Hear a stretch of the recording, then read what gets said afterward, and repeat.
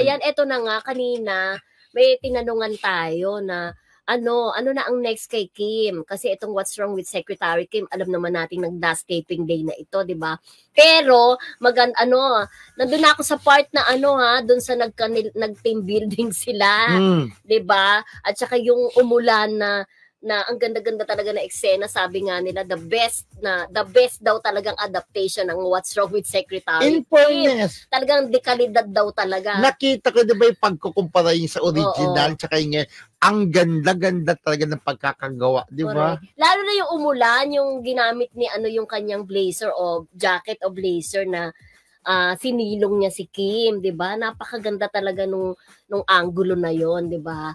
So nanonood ako niya. Yes, diba? ako nga wala akong sharing napapanood kasi, pero pagka nakikita-kita ko nadadaanan. Nanood ako kagabi, pinagpuyatan ko 'yan. Siyempre meron tayong tinanungan na malapit-lapit kay Kim. Yes, diba? Ayan, ikakatuwa nyo po yun. Oo. Sigurado. Sabi ko, anong what's next? What's next with Secretary Kim? Diba, what's wrong? Hindi and na what's Manager wrong. Pao. Oh, hi, friend. What's next? What's next with Secretary Kim? Ito reliable po to, yung nakausap ni Mildred. Movie, tita. Ayun na, sabi niya. Matuwa na kayo. Tita, sabi niya. Yes, finally. Star Cinema ba ito? Sabi niya ganun. Star Cinema daw and joint venture.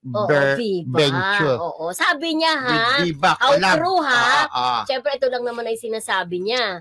Tapos, sabi kong ganon, talaga, kung kailan sila magte-taping, ihahabol ba ito sa Metro Manila Film Festival?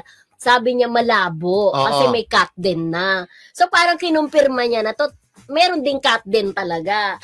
Oo. Siyempre magbibigayan yan di ba? Hindi naman pwedeng, sabi ko, dalawang Star Cinema, di ba? That's very impossible kung parehong rom-com, parehong genre. Kasi parang may ruling ganun ng ang Metro Manila isa lang dapat ang Festival. genre. As much as possible yung genre, hindi nag-aagawan, di ba? Minsan isa lang yung horror, yung mga ganun. Pero ang mahalaga, yung pagkumpirma ng iyong reliable source na may gagawing movie ang Kim Pao, di ba? Siyempre maintindihan natin kung i-deny, siyempre siguro ayaw naman nilang i-preempt, di ba? Pero kasi meron akong nakitang post din na isa din sa mga taga Dreamscape ang nagsabi na important meeting, tapos naka-hashtag doon Kim Pao. Ayan. Di ba? So parang pag connect mo, diba? Parang true. Tsaka itong source na ito, itong source ko na ito, yung tayong unang naka-scoop dyan na noong panahon ng breakup ni Joshua Garcia at saka ni Julia Barreto na hindi pa alam ng lahat. Naisulat mo na sa Abante Tonight. Naisulat ko na sa Abante Tonight. Kami rin po kasi ay mga manunulat, diba? Yon, tsaka mga showbiz reporter din po kami sa totoong buhay. Hindi lang kami basta nagbabalita.